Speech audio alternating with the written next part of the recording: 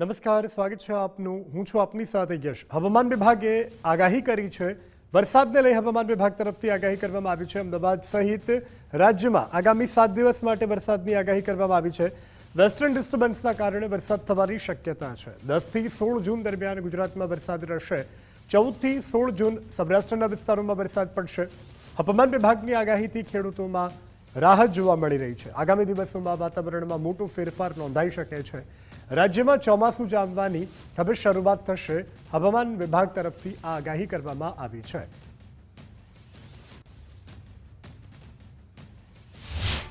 मध्यम बरसात का संभावना रहेगा। मेनली आपका गुजरात रीजन का साउदर्न डिस्ट्रिक्ट्स तापी, दान, नवसारी, वलसाड, दमन, दादरा नगर हवेली। अगले 3 दिन तो ऐसे रहेगा। उसके आगे थोड़ा सा बरसात और भी ज़्यादा एरिया में हल्का सा मध्यम बरसात का संभावना बढ़ेगा गुजरात रीजन में। और सौराष्ट्र कच्छ में अगले डे 5 से आइसोलेटेड प्लेसेस में बरसात होने का संभावना रहेगा, हल्का से मध्यम। वो भी आपका भावनगर, अमरेली, इसके आसपास जो एरियाज है इसमें आपका सब लाइट टू मॉडरेट हल्का से मध्यम बरसात होने का संभावना है। उच्चतम तापमान का बात करें तो कोई तापमान में बड़ा बदलाव नहीं रहेगा। कोस्टल क्षेत्र में हवा अभी जो पवन का दिशा है दोनों उत्तर गुजरात और दक्षिण गुजरात का जो तटीय क्षेत्र है मेनली दक्षिण पश्चिम दिशा से पवन चलने का स्थिति रहेगी। और जो स्पीड रहेगा 15 से 20 knot, gusting to 25 knot. 25 knot होने के कारण स्टीप प्रेशर ग्रेडियंट के कारण इस गस्टिंग स्पीड 25 नॉट तक जाने का संभावना रहेगी। તો હવામાન શાસ્ત્રી અંબાલાલ પટેલે પણ એક મોટી આગાહી કરી છે. 11 અને 12 જૂને પશ્ચિમ વિક્ષેપના કારણે વરસાદની આગાહી કરવામાં આવી છે. ગુજરાતના કેટલાક ભાગોમાં વાદળછાયું વાતાવરણ રહેવાની પણ શક્યતા છે. દક્ષિણ ગુજરાતના કેટલાક ભાગોમાં વરસાદની આગાહી કરવામાં આવી છે. ચોમાસું લગભગ પશ્ચિમ ઘાટ તરફ આગળ વધતું જાય છે, પરંતુ હજુ મુંબઈમાં પહોંચવામાં લગભગ 10, 11 કે 12 તારીખમાં થવાની શક્યતા રહેશે. 11-12 તારીખમાં જે પશ્ચિમ વિક્ષેપ આવી રહ્યો છે ત્યાંની અસર પણ લગભગ ગુજરાતના કોઈ ભાગમાં થવાની શક્યતા રહેશે. વાદળવાયુ આવવાની શક્યતા રહેશે. અને લગભગ તારીખ જોવા જઈએ તો તારીખ 12-13 તારીખ આસપાસ, એટલે આજથી જ 11-12-13માં દક્ષિણ ગુજરાતમાં વરસાદ થવાની શક્યતા રહેશે. તો વલસાડના ઉમરગામમાં પણ મેઘરાજાની પધરામણી થઈ છે. ઉમરગામ અને આસપાસના વિસ્તારોમાં આજે વરસાદ પડ્યો છે. પવનની ઝડપ પણ વધુ હતી. તો ઝડપી પવન સાથે આ મેઘરાજાની ધમાકેદાર એન્ટ્રી થઈ ચૂકી છે. વરસાદ પડવાને કારણે વાતાવરણમાં ઠંડક પ્રસરી હતી. ગરમી બફારાથી લોકોને મોટી રાહત અનુભવાય છે.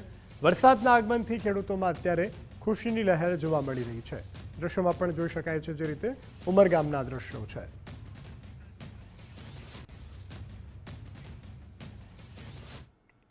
અને હવે આગળ વાત કરીએ વિકાસ પુરુષ વડાપ્રધાન મોદીના 12 વર્ષ વિશેની.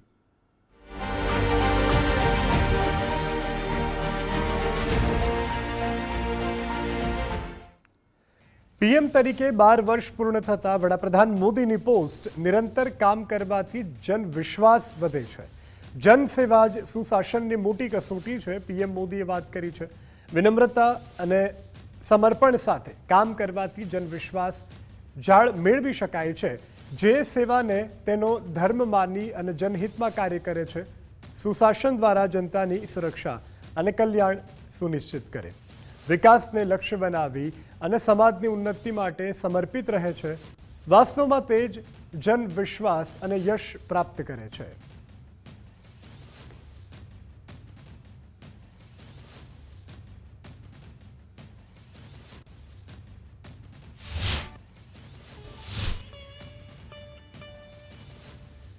सदानुरक्त प्रकृतिः प्रजापालन तत्परः विनीतात्मा हि नृपतिर्भूयसी श्रियमश्नुते।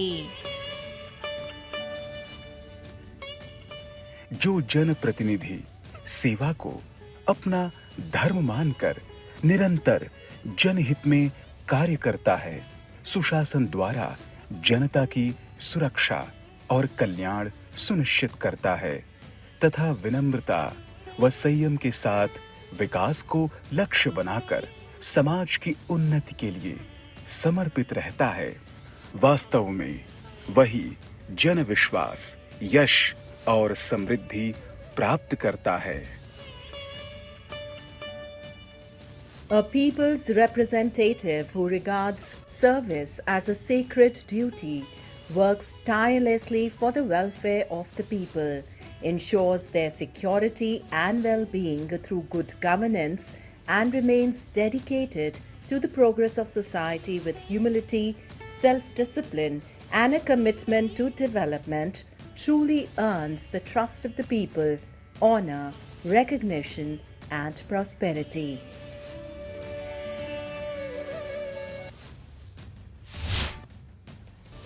તો વડાપ્રધાન પદે પીએમ મોદીનો સૌથી લાંબો કાર્યકાળ, દિલ્હીમાં ભારત મંડપમમાં એનડીએના નેતાઓની બેઠક, ચંદ્રબાબુ નાયડુએ પીએમ મોદીને અભિનંદન પ્રસ્તાવ રજૂ કર્યો।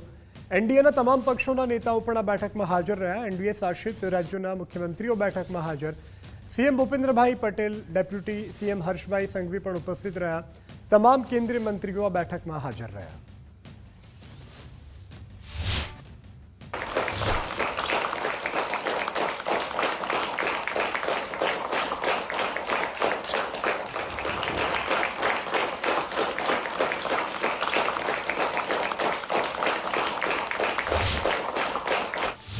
મુખ્યમંત્રી ભૂપેન્દ્રભાઈએ પીએમ મોદીને અભિનંદન પાઠવ્યા છે। 12 વર્ષના સફળ સુશાસન બદલ પત્ર લખ્યો છે। દેશના 25 કરોડ લોકો ગરીબીમાંથી બહાર આવ્યા। ગિફ્ટ સિટી પ્રોજેક્ટથી ગુજરાતને નવી ગતિ મળી। ધોલેરા અને સાણંદ બન્યા છે સેમિકન્ડક્ટર હબ પ્રોજેક્ટ। 6 જેટલા સેમિકન્ડક્ટર પ્લાન્ટથી ગુજરાત બન્યું સજ્જ। જનકલ્યાણકારી યોજનાઓથી નાગરિકોના જીવનમાં આવ્યું છે પરિવર્તન। પીએમ મોદીના નેતૃત્વમાં દેશ કરી રહ્યો છે પ્રગતિ। તો વડાપ્રધાન મોદીના શાસનને 12 વર્ષ પૂર્ણ, રાજ્યભરમાં વિવિધ મંદિરોમાં મહાઆરતી। વડાપ્રધાન મોદીના દીર્ઘાયુ માટે મહાઆરતીના આયોજનો કરવામાં આવ્યા। ગાંધીનગરના અડાલજ સ્થિત ત્રિમંદિરમાં મહાઆરતીનું આયોજન કરવામાં આવ્યું હતું, જેમાં મુખ્યમંત્રી ભૂપેન્દ્રભાઈ પટેલ જોડાયા હતા। વડાપ્રધાન પદ પર નરેન્દ્રભાઈ મોદીએ 12 વર્ષ પૂર્ણ કરતા પ્રદેશ ભાજપ અધ્યક્ષ જગદીશ વિશ્વકર્માએ અભિનંદન પત્ર લખ્યો છે। જગદીશ વિશ્વકર્માએ પીએમ મોદીને પત્ર લખી અને તેમના સૌથી લાંબા સમય સુધી વડાપ્રધાન પદે રહેવાના રેકોર્ડ અને ભારત માતાની સેવામાં અર્પણ કરેલી સાધનાનો ઉલ્લેખ કર્યો છે। કરોડો કાર્યકર્તાઓ વતી હૃદયપૂર્વક અભિનંદન પાઠવ્યા છે। રાષ્ટ્ર પ્રથમના સંકલ્પ સાથે વહીવટી તંત્રની સંસ્કૃતિમાં પણ બદલાવ। તો પીએમ મોદીના શાસન પર વર્ષ પૂર્ણ થતા મહાઆરતી નર્મદા જિલ્લાના પાંડોરી માતાજીના મંદિરે મહાઆરતીનું આયોજન કરવામાં આવ્યું। પ્રદેશ ભાજપના મહામંત્રી પ્રશાંતભાઈ કોરાટની ઉપસ્થિતિ જોવા મળી। સાંસદ મુકેશભાઈ રાઠવા, જિલ્લા ભાજપ પ્રમુખ પણ હાજર। ભાજપના આગેવાનો તેમજ મોટી સંખ્યામાં શ્રદ્ધાળુઓ પણ ઉપસ્થિત રહ્યા। મોટી સંખ્યામાં આદિવાસીઓ સાથે મહાઆરતી કરવામાં આવી। વડાપ્રધાન મોદીને દેવ મોગરા મંદિર સાથે અંગત લગાવ પણ છે। ગુજરાતની અંદર 12 મુખ્યમંત્રીઓની અંદર ભારતીય જનતા પાર્ટીના અમારા સન્માનીય રાજ્યના મુખ્યમંત્રી ભૂપેન્દ્રભાઈ પટેલ સાહેબ અને અમારા પ્રદેશ સંગઠનના ભારતીય જનતા પાર્ટીના અધ્યક્ષ આદરણીય શ્રી જગદીશભાઈ વિશ્વકર્મા સાહેબ અને સાથે સાથે સન્માનીય મંત્રીશ્રીઓ, સંગઠનના લોકો ગુજરાતભરના અલગ અલગ દેવસ્થાનો પર જઈને પૂજા અર્ચના કરીને માન્ય મોદીજી માટે કામ કરવા માટેની શક્તિ માંગી છે। આજે ગુજરાતભરની અંદર ગામે ગામ જે પણ દેવસ્થાનો આવેલા છે, મંદિરો આવેલા છે, એ બધી જ જગ્યા પર આજે મહાઆરતીનું આયોજન ભારતીય જનતા પાર્ટી દ્વારા કરવામાં આવ્યું છે। ત્યારે માનનીય પ્રધાનમંત્રી નરેન્દ્રભાઈ મોદીજી 4399 દિવસ થયા અને એ સમય દરમિયાન સમગ્ર દેશની અંદર એક ગરીબી ઉન્મૂલન, વિકસિત ભારત અને આત્મનિર્ભર ભારત, એક ભારત શ્રેષ્ઠ ભારત, સમૃદ્ધ ભારત, સશક્ત ભારત બનાવવા માટે એમણે કામગીરી કરી હતી અને માં એને આશીર્વાદ આપે અને માનનીય નરેન્દ્રભાઈ મોદીજી અધ્યાત્મ સાથે જોડાયેલા છે। દેવીય શક્તિના આધાર પર આ વિશ્વ અધ્યાત્મની અંદર શ્રેષ્ઠ બને અને વિશ્વગુરુ બને એવા સંકલ્પ સાથે અમારી નર્મદા જિલ્લા ભારતીય જનતા પાર્ટીની ટીમ અને અમારા ગુજરાત પ્રદેશના મહામંત્રી માનનીય શ્રી પ્રશાંતભાઈ કોરાટની સાથે માં દેવમોગરા સ્થિત પાંડોરી માતાના યા મોગી માતાના આશીર્વાદ લીધા અને આવનારા સમયની અંદર એ માં શક્તિ અમને આશીર્વાદ આપે। નમસ્કાર, આપ જોઈ રહ્યા છો ગુજરાત ફર્સ્ટ. આપની સાથે હું નવીન દાફડા. સમાચારો પર નજર કરીએ તો સાંસદ ધવલભાઈ પટેલે વાપી બુલેટ ટ્રેન પ્રોજેક્ટની સમીક્ષા કરી છે. અમદાવાદ મુંબઈ બુલેટ ટ્રેન મોદીજીનો ડ્રીમ પ્રોજેક્ટ છે તેવું પણ તેઓએ કહ્યું છે. કહ્યું કે વડાપ્રધાન તરીકે સૌથી વધુ સમય કાર્યરત રહેવાનો પીએમ મોદીનો રેકોર્ડ છે. વડાપ્રધાન મોદીએ પીએમ તરીકે વધુ એક કીર્તિમાન સ્થાપિત કર્યો છે. પીએમ મોદી દેશના દરેક પ્રદેશને વિકાસની મુખ્ય ધારામાં લાવ્યા. મોદીજીના ડ્રીમ પ્રોજેક્ટને સાકાર કરવા યુદ્ધના ધોરણે કામગીરી પણ થઈ રહી છે.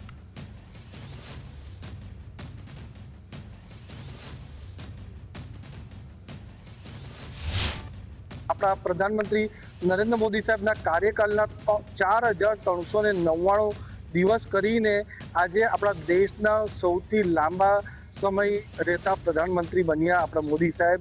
નહેરુજી 4398 દિવસ રહ્યા હતા અને ઇન્દિરા ગાંધીજી 4077 દિવસ રહ્યા હતા.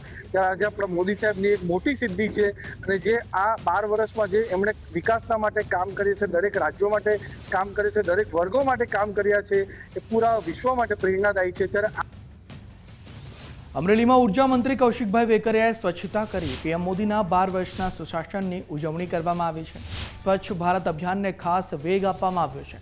શહેરના મુખ્ય રસ્તાઓ પર સ્વચ્છતા કરવામાં આવી. મુખ્યમંત્રી અને ગૃહમંત્રીની સૂચના મુજબ કાર્યક્રમ થયો છે. ભાજપ પ્રમુખ અતુલભાઈ અને કાર્યકર્તાઓ સાથે જોડાયા.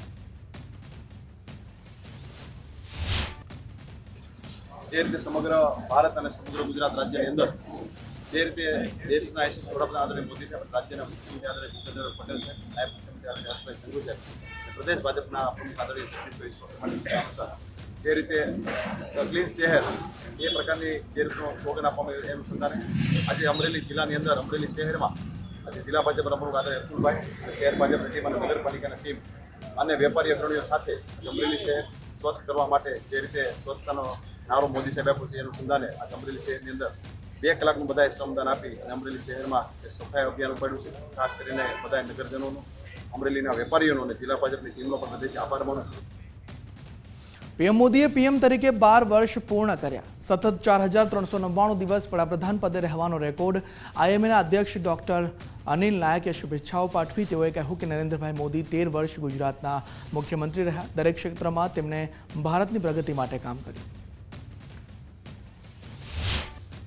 अपने हेड ऑफ द गवर्नमेंट के 13 साल गुजरात के मुख्यमंत्री और बाकी के 12 साल यहाँ, total head of the government के मुताबिक 24 ईयर कंटिन्यूसली 24/7 भारत और गुजरात की सेवा की है.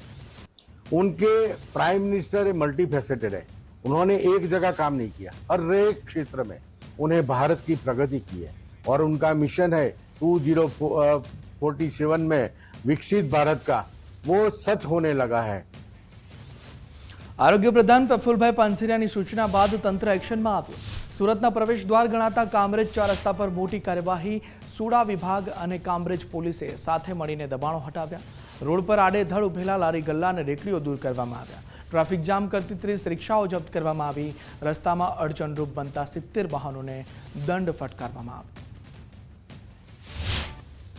કામરેજ પોલીસ સ્ટાફ અને સુરત અર્બન ડેવલપમેન્ટ ઓથોરિટી સાથે મળી કામરેજ 4 રસ્તા એમના સર્વિસ રોડ આસપાસના કે જ્યાં 1 કિલોમીટર સુધી લગભગ નો પાર્કિંગ ઝોનનું જાહેરનામું હાલની તકે અમલમાં છે, એ વિસ્તારમાં વધારે પડતી ટ્રાફિકની સમસ્યાઓ રહેતી હોય છે અને સિટીમાંથી જે પણ વાહનો આવે છે એ કામરેજ 4 રસ્તા એટલે લગભગ 24 કલાક ધમધમતો વિસ્તાર છે. આ વિસ્તારની અંદર જે ગેરકાયદેસર દબાણો, જે રોડ દબાવીને લારીવાળા, રેકડીવાળા અને ફિક્સ કરીને જે પાનના ગલ્લાવાળાઓ હતા એ તમામને લગભગ આજે સુડા સાથે મળી અને હટાવવામાં આવેલ છે. સાબરકાંઠાના હિંમતનગરમાં ગેરકાયદે બાંધકામનો જે વિવાદ છે તેમાં હિંમતનગર નગરપાલિકાએ ટાઉન પ્લાનિંગ ચેરમેનને નોટિસ ફટકારી. ચેરમેન ગોપાલ પ્રજાપતિ પાસે નગરપાલિકાએ ખુલાસો માંગ્યો છે. 7 દિવસમાં ખુલાસો કરવા નોટિસ આપવામાં આવી છે. મકાન ભાડે આપવાના જાહેરનામા ભંગ અંગે ફરિયાદ નોંધવામાં આવી હતી.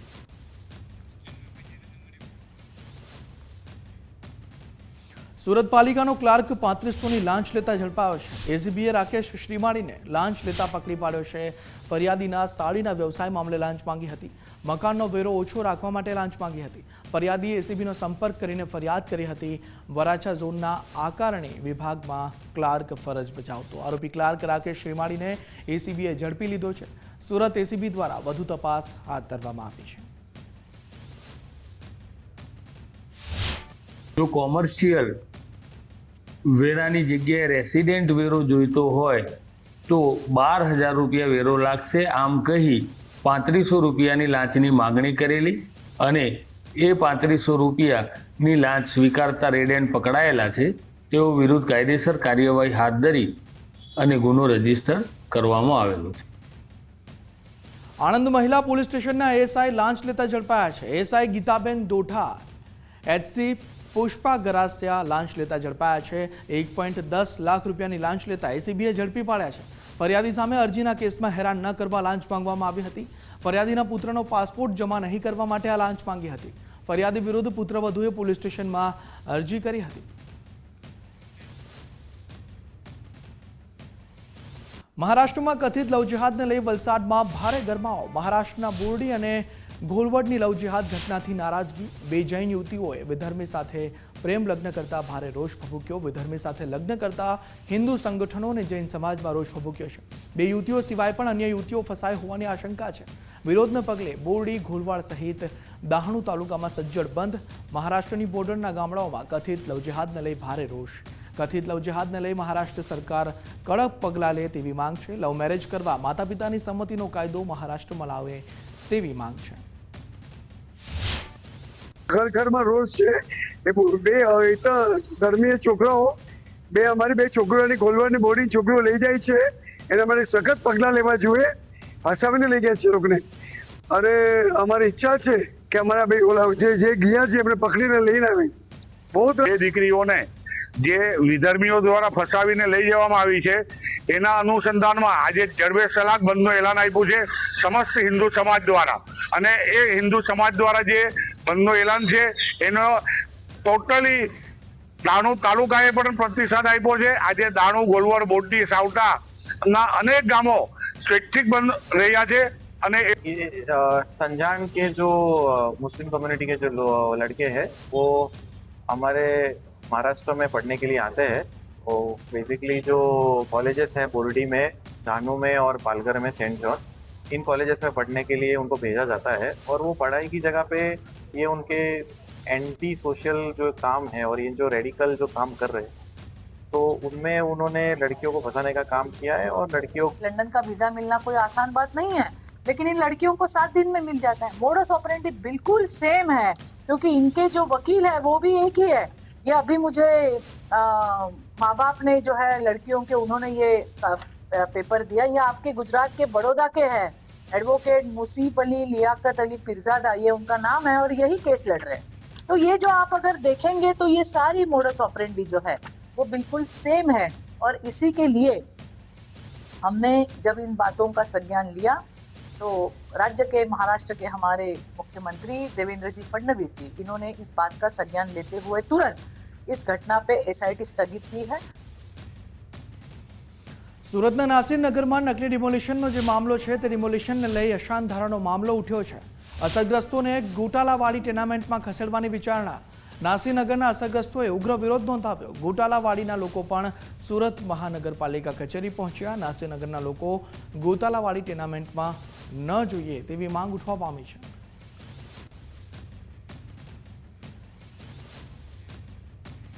સુરત નાસિરનગર કથિત નકલી ડિમોલિશનનો જે વિવાદ છે તેમાં પાલિકાએ જ ડિમોલિશન કર્યું હોવાનો વૃદ્ધાનો દાવો સામે આવ્યો છે। બિલ્ડર સંજય લાખાણી મહિલાના ઘરમાં ગયા બાદનો વિડીયો વાયરલ। વિડીયોમાં ગલુબેને ચોંકાવનારું નિવેદન આપ્યું। જિલ્લાની બ્રિજ પાસે અમારી જમીન આવેલી છે, અમે જમીન સ્કૂલ બનાવવા કોર્પોરેશનમાં દાનમાં આપી તેવો વિડીયો સામે આવ્યો છે।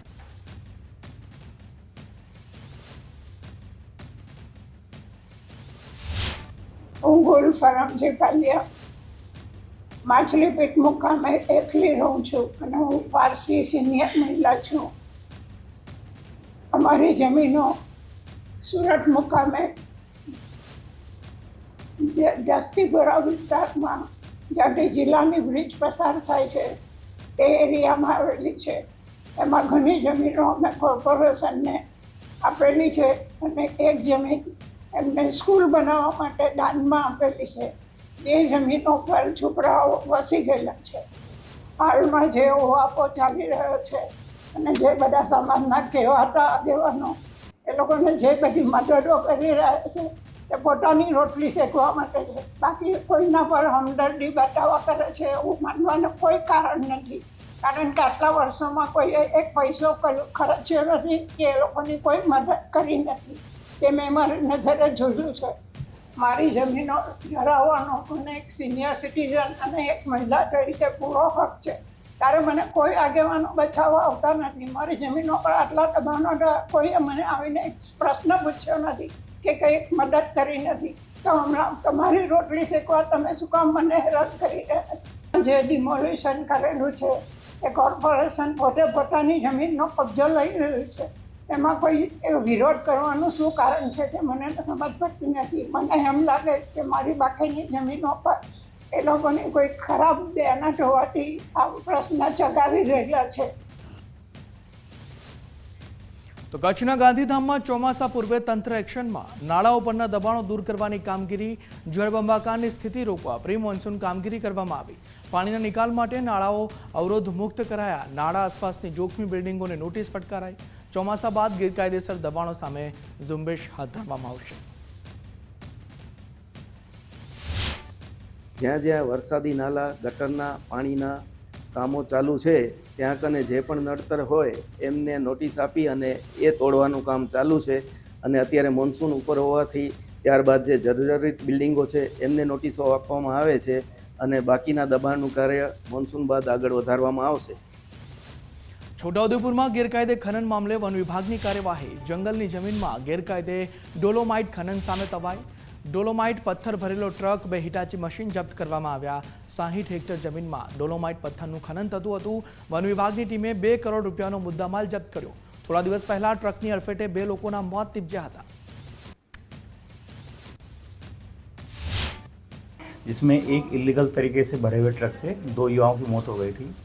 उसके बाद से ही हमारे जो फॉरेस्ट डिपार्टमेंट है उसको काफ़ी कंप्लेन ऐसी मिली कि हमारे एरिया में जो इलीगल माइनिंग की जा रही है. तो इसके बाद हमने काफ़ी स्टेप्स लिए हैं. तो उसके अंतर्गत हमें 3 जून को एक हिटाची, 6 जून को एक पत्थर से भरा हुआ ट्रक और 9 जून को फिर से हमने एक हिटाची को जब्त किया है. जो अक्यूज्ड हैं उनके अगेंस्ट में हमने एफआईआर छोड़ दी है और बाकी की तपास और कार्रवाई है वो जारी है. मैं मीडिया के माध्यम से जो इलीगल माइनिंग करते हैं उनके लिए एक मैसेज देना चाहूँगा कि वो जितनी भी जो इलीगल एक्टिविटीज़ हैं वो बंद कर दें. नहीं तो उनके अगेंस्ट में जो कार्रवाई करने के लिए हमारा जो डिपार्टमेंट है वो काफ़ी प्रतिबद्ध है. આણંદમાં અંબિકા ડેરી પર તંત્રની મોટી કાર્યવાહી. એલસીબી અને ફૂડ એન્ડ ડ્રગ્સ વિભાગની સંયુક્ત રેડ દરમિયાન 400 કિલો શંકાસ્પદ માવો ઝડપાયો. શંકાસ્પદ માવાના સેમ્પલ તપાસ માટે લેવાયા. એફએસએલ રિપોર્ટ બાદ જવાબદારો સામે કાર્યવાહી કરવામાં આવશે.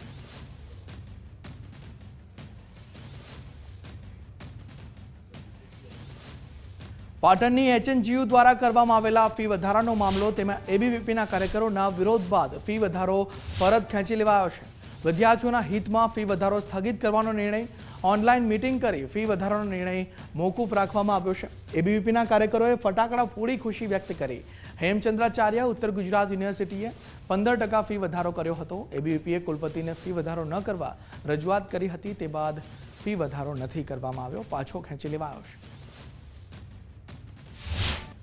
આપ સૌના ધ્યાનમાં છે કે સવારના 11 વાગ્યાના વિદ્યાર્થીઓ જે અહીંયા ધરણા પ્રદર્શન ઉપર ઉતર્યા હતા કે જે ફી ઘટાડો કરવાનો જે વિષય હતો તેનો આજે વિજય થયો છે. જે પરિક્રમાંક જે હતું 105 નંબરનું એ વીસી સાહેબ દ્વારા અને પ્રશાસન દ્વારા પાછું ખેંચી લેવામાં આવ્યું. બધા કાર્યકર્તા ખૂબ ઉત્સાહ છે. જે છેવાડાના ગામના વિદ્યાર્થીઓ જે પણ અહીંયા આવ્યા છે આંદોલનની અંદર, એમની રજૂઆત જે હતી, જે આશા સાથે આવ્યા હતા, એ આશા વિદ્યાર્થી પરિષદે આજે પૂરી પાડી છે. એફઆરસી અને બીઓએમના આદરણીય સભ્યો સાથે ઓનલાઈન મિટિંગ કરી અને આપણે જે ફી વધારો કરેલો છે એનો પરિપત્ર પણ થઈ ગયેલો છે.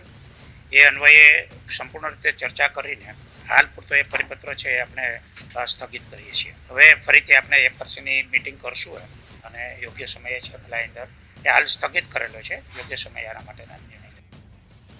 જૂનાગઢમાં વર્ષોથી સિટી બસ સેવા બંધ રહેતા હાલાકી પડી રહી છે. ગ્રામ્યોમાંથી જૂનાગઢ આવતા લોકો વધુ ભાડા ચૂકવવા મજબૂર. સિટી બસનું સ્ટેશન પર જર્જરિત હાલતમાં હોવાનું સામે આવ્યું છે. ઈ બસો ફાળવાય પરંતુ ચાર્જિંગ સ્ટેશનની સુવિધાનો અભાવ છે. સિટી બસ શરૂ થશે તેવી શાસક પક્ષના નેતાની હૈયા ધારણા છે. ચાર્જિંગ સ્ટેશન ટર્મિનસનું કામ પૂર્ણ થવાની તૈયારીમાં છે તેવું કહ્યું છે. નગરપાલિકા ટાઈમની સિટી બસ સર્વિસ હતી એ 2020 પહેલા ચાલુ હતી, જ્યારે કોરોના સમયથી આપણે જોઈએ કે સિટી બસ સર્વિસ સંપૂર્ણ બંધ કરી દેવામાં આવી છે. જ્યારે અગાઉ સીએનજી 29 બસોની વાત હતી, અત્યારે 50 ઇલેક્ટ્રિક બસોની વાત છે, પરંતુ આપણે જોઈએ કે 2 વર્ષથી આ સિટી બસ આવતી નથી, એના સ્ટેશન બનતા નથી, એના ચાર્જિંગ સ્ટેશન હજી બનાવવામાં આવેલા નથી, ટર્મિનલ બનાવવામાં નથી આવેલા. જે સુવિધા ચાલુ હતી એને તો બંધ કરી નાખી, પણ નવી સુવિધાઓ પણ આપવામાં ક્યાંક ને ક્યાંક ઉણા ઉતરા છે. જુનાગઢ મહાનગરમાં સિટી બસ સેવાનો લાભ એ ટૂંક સમયમાં જુનાગઢની જનતાને મળવાનો છે. કેન્દ્ર સરકાર દ્વારા 50 ઈ બસ એ જુનાગઢ મહાનગરપાલિકાને પ્રાપ્ત થવાની છે. આ ઈ બસ જ્યારે જુનાગઢ મહાનગરપાલિકાને પ્રાપ્ત થતી હોય ત્યારે ઝાંઝેડા રોડ ખાતે ઝાંઝેડા ગામમાં સિટી બસના ચાર્જિંગ સ્ટેશનની પણ કામગીરીની પ્રક્રિયા હાલ પૂર્ણતાના આરે છે. 90% જેટલી કામગીરી સિટી બસના ચાર્જિંગ સ્ટેશનની પૂર્ણ થઈ ગઈ છે અને 10% કામગીરી હાલ બાકી